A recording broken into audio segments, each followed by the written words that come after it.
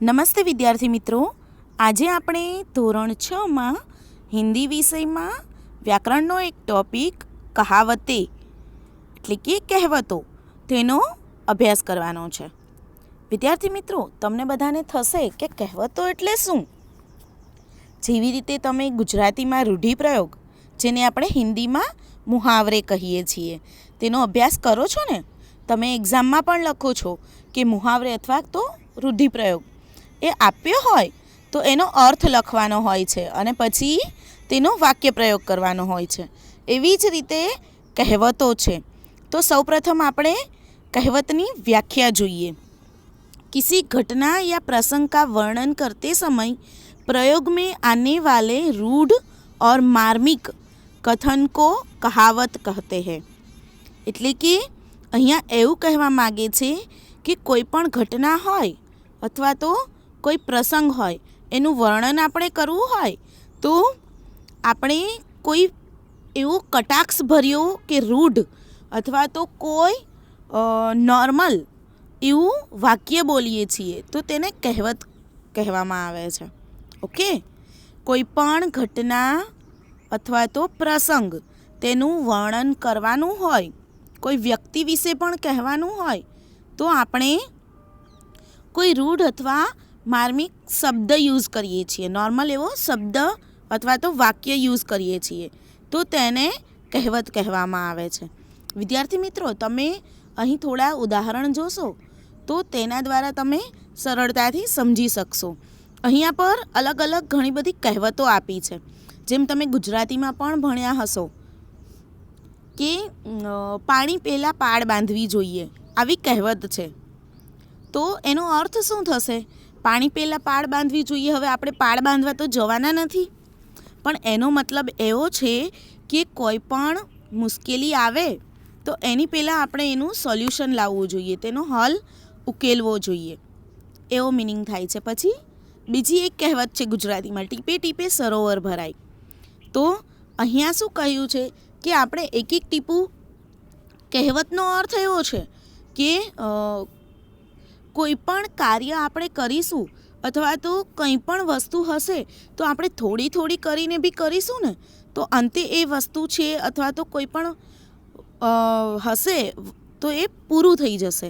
જેમ કે અભ્યાસ હોય છે તો આપણે એક્ઝામ વખતે જ વાંચવા બેસીએ તો એનો પાર ના આવે, પરંતુ રોજે આપણે થોડું થોડું 2-2 પેજ વાંચતા રહીશું તો અંતે જ્યારે એક્ઝામ આવશે ત્યાં સુધીમાં આપણો જે અભ્યાસક્રમ છે એ પૂર્ણ થઈ જશે. તો એના માટે આપણે એવું કહી શકીએ કે ટીપે ટીપે સરોવર ભરાય. ઓકે, એનું જ બીજું એક્ઝામ્પલ જોઈએ આપણે તો આપણા ઘરમાં 2-3 આપણે ભાઈ બહેન હોય અને પપ્પા કે મમ્મી આપણા માટે કંઈ નાસ્તો કે લાવતા હોય તો આપણે પપ્પાને આપણે કહ્યું હોય કે મારે જ્યારે વેકેશન ખુલશે ત્યારે સ્કૂલે જવાનું છે, તો પપ્પા અથવા મમ્મી છે એ શું કરશે કે તમારા માટે વસ્તુઓ લાવશે ને. તો ઘણી વખત શું બને છે કે એકી સાથે તમારા માટે વસ્તુ નથી લાવતા, એવું કહેશે પપ્પા કે હું તને આવતા મહિને અપાવી દઈશ, આ વખતે આપણે નાના ભાઈ અથવા બહેનને અપાવીએ, એવું કહેશે ને. તો અહીંયા પણ લાગુ પડે કે ટીપે ટીપે સરોવર ભરાય, એટલે થોડું થોડું કરીને આપણે છેક સુધી પહોંચી શકીએ છીએ. ઓકે, હવે અહીંયા આપણે હિન્દીની અંદર થોડી કહેવતો જોઈશું. આએ થે હરિભજન કો ઓટન લગે કપાસ. વિદ્યાર્થી મિત્રો, અહીંયા આ કહેવત આપી છે, એનો અર્થ એવો થશે, અચ્છા કામ છોડકર મહત્વહીન કામ મેં લગ જાના. હવે તમે જુઓ કે કોઈ સ્ત્રીઓ હોય છે તો એ જ્યારે સત્સંગ કરવા જાય છે તો એ સત્સંગ કરવાને બદલે બીજી આડાવડી વાતો કરવા માંડે છે, એવું બને ને. તો એના માટે એ સ્ત્રીઓ માટે આવો આપણે વાક્ય પ્રયોગ કરી શકીએ. આ કહેવત ત્યાં લાગુ પડે છે કે આએ થે હરિભજન કો ઓર ઓટન લગે કપાસ. અહીંયા પર એક વાક્ય આપ્યું છે, तुम्हें छात्रावास में इसलिए भेजा था कि तुम परीक्षा में प्रथम आ सको, पर तुमने तो यहाँ रहकर भी बेकार की बातों में समय बर्बाद करना शुरू कर दिया. હવે તમે વિદ્યાર્થી છો તો તમને સ્કૂલમાં તમારા મમ્મી પપ્પા ભણવા માટે મોકલે છે અને અહીંયા આવીને તમે વાતો કરવા માંડો તો તમારા પર પણ આ જ કહેવત લાગુ પડે કે આયે થે હરિભજન કો ઓર ઓટન લગે કપાસ, એટલે કે આવ્યા હતા ભણવા માટે અને શું કરવા માંડ્યા? વાતો. ઓકે. પછી બીજી કહેવત છે ઉલ્ટા ચોર કોતવાલ કો ડાંટે. અહીંયા પર આ કહેવતનો મિનિંગ એવો થશે અપરાધી દ્વારા નિર્દોષ કો ધમકાના. હવે સાદી અને સરળ ભાષામાં જોઈએ તો કોઈ ચોર છે એ ચોરી કરતો હોય અને પછી એ પકડાતો નથી, પણ બીજી વ્યક્તિ જો ચોરી કરે છે તો એ ચોર છે એ બીજી વ્યક્તિને કહેશે કે તે ચોરી કરી છે. તો પહેલો વ્યક્તિ જે છે એ શું કહેશે કે તું પણ ચોર જ છે ને, તો તેના માટે આ કહેવત લાગુ પડે છે કે ઉલ્ટા ચોર કોતવાલ કો ડાંટે. હવે એવું જ એનું બીજું એક્ઝામ્પલ જોઈએ તો બે વિદ્યાર્થી હોય છે, એ ક્લાસમાં ભણતા હોય છે અને એક વિદ્યાર્થી વાતો કરે છે અને બીજો વિદ્યાર્થી લખતો હોય છે તો પણ એની કમ્પ્લેન કરે છે કે સર આ વાતો કરે છે, મેમ આ વાતો કરે છે. તો એ વિદ્યાર્થી માટે પણ એ લાગુ પડે છે કે પોતે વાતો કરે છે અને બીજાનું નામ આપે છે. તો ઉલ્ટા ચોર કોતવાલ કો ડાંટે. એક તો આપણે અહીંયા એનું વાક્ય જોઈએ, એક તો तुमने ચોરી કી और ऊपर से मुझे ही डांट रहे हो. હવે આનું વાક્ય શું છે કે અહીંયા એક તો તે ચોરી કરી અને તું મને જ ધમકાવે છે. ઓકે. ત્યાર પછી ત્રીજી કહેવત છે ઊંચી દુકાન ફીકા પકવાન. આનો અર્થ એવો થશે કે પ્રસિદ્ધિ કે અનુરૂપ ન હોના. હવે આપણે જોઈએ કે કોઈ મોટો શોપિંગ મોલ હોય અથવા તો કોઈ મોટું કોમ્પ્લેક્સ હોય, દુકાન હોય, તો ત્યાં મસ્ત મસ્ત લાઇટો ગોઠવી હોય અને ત્યાં કપડાં મળતા હોય. તો આપણે શું કહીએ કે મારે તો અહીંથી કપડાં લેવા છે, અહીંથી મારે ટોયસ ખરીદવા છે, રમકડાં લેવા છે, એવું કહીએ ને. પણ ત્યાં જઈને આપણે કોઈ પણ વસ્તુ પરચેસ કરીએ તો એ વસ્તુ સારી ન નીકળે તો ત્યાં આ કહેવત લાગુ પડે છે કે ઊંચી દુકાન ફીકા પકવાન. એટલે કે મોટી જગ્યા છે, મોટા મોલ છે, પણ ત્યાં તો બિલકુલ સારી વસ્તુ નથી મળતી. એટલે કે એનું નામ હતું, પ્રસિદ્ધ હતી, એટલી ફેમસ હતી, તો પણ એનું કામ એટલું સારું નહોતું. ઓકે. અને અહીંયા પર એનું વાક્ય જોઈએ हमने तो तुम्हारी दुकान की प्रसिद्धि सुनकर सामान खरीदा था मगर आपका सामान तो बहुत ही घटिया निकला. હવે આપણે એવું કહી શકીએ અહીંયા વાક્ય કે અમે તો તમારી દુકાનની પ્રસિદ્ધિ સાંભળીને જ સામાન ખરીદ્યો હતો, પણ તમારી દુકાનનો સામાન તો એકદમ ઘટિયા એટલે કે ખરાબ નીકળ્યો છે. તો અહીંયા પર આ કહેવત લાગુ પડે છે કે ઊંચી દુકાન ફીકા પકવાન. પછીની કહેવત છે એક તો કરેલા ઉપર સે નીમ ચડા. એટલે કે કોઈ વ્યક્તિમાં એક બે દોષ હોય, કોઈ વિદ્યાર્થી હોય એ તોફાની પણ હોય છે, પ્લસ એ ચોરી પણ કરતો હોય, તો એવું કહી શકાય કે એક તો કરેલા ઉપર સે નીમ ચડા. તેનો અર્થ શું થશે કે એક દોષ કે સાથ સાથ દૂસરા દોષ ભી લગ જાના. તેનું વાક્ય જોઈએ વહ શરાબી તો થા હી જુઆ ભી ખેલને લગા. એટલે કે કોઈ વ્યક્તિ હોય છે એ શરાબી એટલે કે નશો કરતો હોય છે, દારૂ પીતો હોય છે, તો એની સાથે સાથે એ જુગાર પણ રમવા માંડે છે. તો ત્યારે તેના માટે આ કહેવત લાગુ પડે છે કે તો કરેલા ઉપર સે નીમ ચઢા. ત્યાર પછીની કહેવત છે એક સડી મછલી સારે તાલાબ કો ગંદા કર દેતી હૈ. એટલે અહીંયા પર આ કહેવત છે એનો મિનિંગ એવો થાય છે કે એક કી બુરાઈ કે કારણ સબકી બદનામી હોના. એટલે કે કોઈ આપણે જોઈએ કે આપણે બાસ્કેટ હોય એની અંદર આપણે બટાકા છે અથવા તો ડુંગળી છે એ રાખીએ છીએ, પછી જો એમાં એક ડુંગળી ખરાબ હોય તો એના કારણે શું થાય છે, બીજી બધી ડુંગળી ધીમે ધીમે ખરાબ થવા માંડે છે. ઓકે. એવી જ રીતે કેરી હોય છે એ પણ આપણે રાખીએ તો કેરી છે એ ખરાબ થવા માંડે છે. એક ખરાબ કેરી હોય એના કારણે બીજી કેરી ઉપર પણ અસર થાય ને.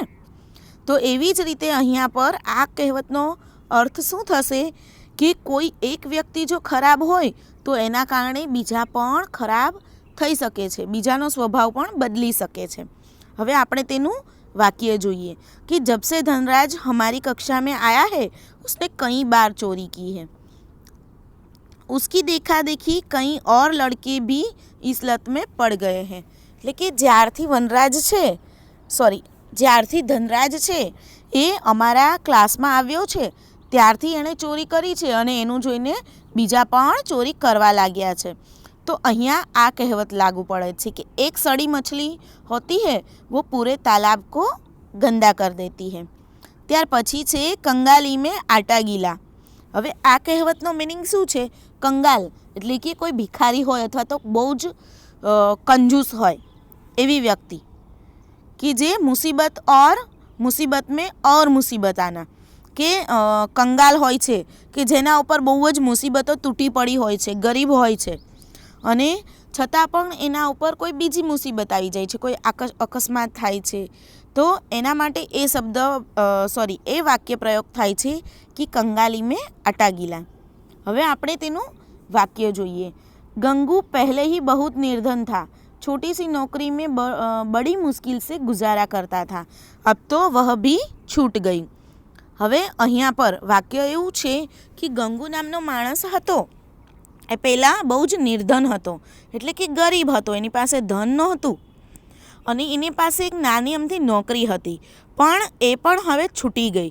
એટલે કે એક તો કંગાલ હતો એવું મિનિંગ છે અહીંયા પર કે ગરીબ હોય અને ઉપરથી એની પાસે બીજી મુશ્કેલીઓ પણ આવે તો એનો સામનો એ કરી શકતો નથી. ત્યાર પછીની કહેવત છે કહાં રાજા ભોજ ઓર કહાં ગંગુ તૈલી. એટલે કે આપણે કોઈ વ્યક્તિની કમ્પેર કરતા હોય કે કોઈ વ્યક્તિ હોય છે એ થોડી નબળી હોય છે અને કોઈ હોશિયાર હોય છે, તો આપણે એ બંનેની કમ્પેરિઝન કરીએ, એ બંનેને સરખાવીએ તો આપણે એવું કહી શકીએ કે કહાં રાજા ભોજ ઓર કહાં ગંગુ तैली. એનો મતલબ દો વ્યક્તિઓ કી સ્થિતિ મેં બહુત અંતર હોના.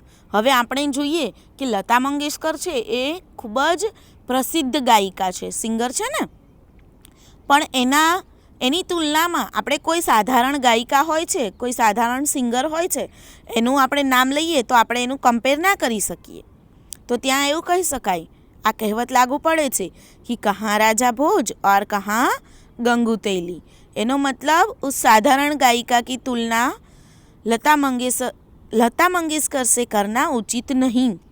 અહીંયા વાક્ય આપ્યું છે उस साधारण गायिका की तुलना लता मंगेशकर से करना उचित नहीं. એટલે કે આપણે કોઈ સાધારણ વ્યક્તિ હોય એની સાથે કોઈ મહાન વ્યક્તિને સરખાવી ન શકીએ કે. ત્યાર પછીની કહેવત છે કોયલે કી દલાલી મેં હાથ કાલા. આનો અર્થ શું થશે તમને ખબર છે? બુરે કે સાથ રહેને પર બુરાઈ મિલતી હૈ. હવે કોઈ બે વ્યક્તિ વાતો કરતી હોય અને તમે વિદ્યાર્થી મિત્રો, હવે ક્લાસની અંદર તમે બધા ભણતા હોય છો અને એમાં કોઈ બે વિદ્યાર્થી છે એ વાતો કરતા હોય અને તમે તો તમારું કામ જ કરતા હોય, છતાં પણ તમે એની બાજુમાં જઈને બેસશો તો શિક્ષક છે એની નજરમાં એવું થશે કે એ બંને વ્યક્તિની સાથે તમે પણ વાતો કરો છો, એવું થાય ને. તો આપણે જેની બાજુમાં બેસીશું એવી આપણામાં સંગત આવશે. તો અહીંયા પર એવું કહી શકાય કે કોયલી કી દલાલી મેં હાથ કાલા, એટલે બુરે કે સાથ રહેને પર બુરાઈ મિલતી હૈ. એટલે કોઈ ખરાબ વ્યક્તિની સંગત કરીએ તો આપણે પણ ખરાબ થઈ જઈએ અને જો આપણે ખરાબ ન થાય તો આપણું નામ તો ખરાબ થઈ જ જાય. અહીંયા પર આ કહેવત માટે એક વાક્ય આપેલું છે ઉસકા સાથ છોડ દો પૂરા ગુંડા હૈ, कभी तुम्हें भी ले बैठेगा, जानते नहीं कोयले की दलाली में हाथ काला. એટલે કે તેની સંગત છોડી દે, એ તો ગુંડો છે અને તને પણ ગુંડો બનાવી દેશે અને તું પણ બદલી જઈશ. એટલા માટે અહીંયા પર આ કહેવત લાગુ પડી છે કે કોયલે કી દલાલી મેં હાથ કાલા. હવે કોલસાને અડીએ તો આપણા હાથ કાળા થાય ને. કોયલા એટલે કોલસો. ઓકે.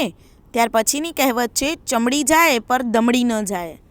એટલે ચમડી એટલે ચામડી અને દમડી એટલે દામ, પૈસા. તો આપણી ચામડી છે એ ખરાબ થઈ જાય અથવા તો આપણે કોઈ મુશ્કેલી આવે, કોઈ બીમારી આવે, છતાં પણ આપણે એક રૂપિયો પણ ન બગાડીએ તો આપણે કંજૂસ કહેવાય ને. આપણે બીમાર હોઈએ, કંઈ પણ હોય તો આપણે પૈસા સામું જોઈએ તો શું થશે? એ પૈસા તો નકામા જ કહેવાય ને જ્યારે આપણે જ સાજા ન થઈ શકીએ. એનો અર્થ એવો છે કંજૂસ વ્યક્તિ કષ્ટ સહન કર લેતા હૈ લેકિન પૈસે ખર્ચ નહીં કરતા. હવે કોઈ કંજૂસ હોય તો એ પોતાના ઉપર ગમે તેટલી મુશ્કેલી આવે છતાં પણ એ શું કરશે? એ સહન કરી લેશે. દુઃખ સહન કરી લેશે, તાવ આવતો હશે તો સહન કરી લેશે, પણ શું કહેશે કે ના, મારે દવાખાને તો નથી જ જવું, એવું ચાલે? તો ત્યારે એવું કહી શકાય, ચમડી જાય પર દમડી ન જાય. અહીંયા પર આ કહેવત માટે એક વાક્ય છે, सेठ मोहनदास कई दिनों से बीमार है, फिर भी अस्पताल नहीं जाना चाहते हैं, उनके लिए तो चमड़ी जाए पर दमड़ी न जाए. હવે અહીંયા પર શું કહ્યું છે કે શેઠ મોહનદાસ છે તો બહુ જ બીમાર છે, પણ એ તો કંજૂસ છે ને, એટલે એ હોસ્પિટલ જતા નથી. તો એના માટે મોહનદાસ માટે આ કહેવત લાગુ પડે છે ને કે ચમડી જાય પર દમડી ન જાય. આપણે એવું નહીં બનવાનું. ઓકે. પછી છે જો ગરજતે હે સો બરસતે નહીં. આ કહેવતનો અર્થ એવો છે કે જો ડીંગ મારતે હે વે કામ નહીં કરતે. એટલે કે ક્લાસમાં કોઈ વિદ્યાર્થી હોય, એ વાતો જ કરતો હોય, નોટો કમ્પ્લીટ ના કરતો હોય, સારી રીતે અભ્યાસ ના કરતો હોય અને મોટી મોટી વાતો કરતો હોય કે આ વખતે તો જો હું પરીક્ષામાં પહેલો નંબર લાવીશ, તો એ વ્યક્તિ એમને પહેલો નંબર લાવી શકે? એ વિદ્યાર્થી લાવી શકે કે ના લાવી શકે? ના લાવી શકે, કેમ કે એ તો મોટી મોટી વાતો જ કરે છે. તો એના માટે એ કહેવત લાગુ પડે છે કે જો ગરજતે હે વો સો બરસતે નહીં. એટલે કે વરસાદ હોય છે, આપણે જોઈએ કે વરસાદ ઘણી વખત છે ને એ બહુ જ વીજળી થતી હોય છે, અવાજ આવતો હોય છે, કડાકા ને ભડાકા સાથે અવાજ આવતો ને, પણ વરસાદ એટલો પડ્યો જ ના હોય. તો એવી જ રીતે કોઈ વ્યક્તિ મોટી મોટી વાતો કરતો હોય પણ એ પોતે એ કામ સફળ ના કરી શકે, તો એના માટે આ કહેવત લાગુ પડે છે કે જો ગરજતે હે સો બરસતે નહીં. હવે આ કહેવત માટે આપણે એક વાક્ય જોઈએ. कमल ने इस बार 100 मीटर की दौड़ में प्रथम स्थान प्राप्त करने का दावा किया था, पर वह प्रथम तो क्या तृतीय भी न आ सका. હવે કમલ નામનો છોકરો છે, એણે એક વખત 100 મીટરની દોડ હતી એમાં પાર્ટિસિપેટ કર્યું, તો એણે ફર્સ્ટ આવવાનું વિચાર્યું હતું અને એવું કહેતો હતો કે ના, હું આ વખતે તો ફર્સ્ટ જ આવીશ. પણ એ તો ફર્સ્ટ તો શું, ત્રીજો નંબર પણ એનો ન આવી શક્યો. તો ત્યાં આ કહેવત લાગુ પડે છે કે જો ગરજતે હે સો બરસતે નહીં. ત્યાર પછીની કહેવત છે નામ બડે ઓર દર્શન છોટે. આનો અર્થ એવો છે કે પ્રસિદ્ધિ અધિક કિંતુ તત્વ કુછ ભી નહીં. આપણે આગળ પણ એક કહેવત જોઈને એના જેવો જ આનો મિનિંગ છે કે કોઈ પણ હોટલ હોય છે કે કોઈ શોપિંગ મોલ હોય છે કે કોઈ સ્કૂલ હોય છે, તો એનું બહુ જ મોટું નામ હોય છે, પણ ત્યાં કાર્ય એવું સારું થતું નથી હોતું. જેમ કે કોઈ મોલ હોય છે, ત્યાં કપડાં સારા મળતા હોય છે, મેં તમને ઉદાહરણ આપ્યું ને. એવી જ રીતે કોઈ સ્કૂલ હોય છે, એ ખૂબ જ મોટી હોય છે, 5 માળની સ્કૂલ હોય છે, બહુ જ બધી ફેસિલિટીઝ હોય છે, પણ જો ત્યાં સારો અભ્યાસ ન થતો હોય, ન મળતો હોય, આપણને સારું ભણાવતા ન હોય, તો ત્યાં આ કહેવત લાગુ પડે છે કે નામ બળે ઓર દર્શન છૂટે. એટલે કે નામ તો બહુ જ મોટું હતું, પણ એવું આપણને જોવા મળ્યું નહીં. હવે આ કહેવત માટે એક વાક્ય આપ્યું છે कि तुम्हारे विद्यालय की बहुत प्रशंसा सुन रखी थी, पर आकर देखा तो पढ़ाई का स्तर कुछ भी नहीं. એટલે કે કોઈ વિદ્યાર્થી હોય, આપણે એને કહીએ કે તારી સ્કૂલનું તો બહુ જ નામ સાંભળ્યું હતું, પણ અહીંયા આવીને જોયું તો પઢાઈ એટલે કે ભણવામાં બિલકુલ ઝીરો છે, કંઈ જ નથી. એનું સ્તર છે એનું લેવલ એકદમ નીચું છે. તો ત્યાં આ કહેવત લાગુ પડે છે કે નામ બળે ઓર દર્શન છોટે. ત્યાર પછીની છેલ્લી કહેવત છે બોયા પેડ બબુલ કા આમ કહાં સે પાય. આ કહેવતનો અર્થ શું છે? બુરે કામો કા અચ્છા ફલ નહીં મિલતા.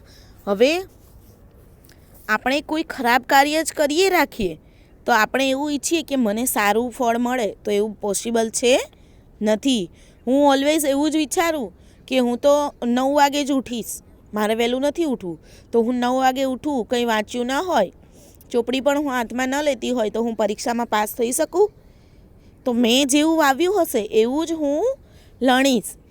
ખેડૂત હોય છે, એ ખેતી કરે છે, તો એ જેવો પાક વાવશે, જેવી મહેનત કરશે, એવો એનો પાક છે એ તૈયાર થશે તો ત્યાં એવું કહેવાય કે બોયા પેડ બબૂલ કા આમ કહાં સે પાય, કે જો આપણે કાંટા જ વાવ્યા હોય ચારે બાજુ એટલે કે ખરાબ કાર્ય જ કર્યા હોય તો આપણે આમ એટલે કે કેરી મળી શકે નહીં. એનો મતલબ કે તો સારા ફળની આશા ન રાખી શકીએ.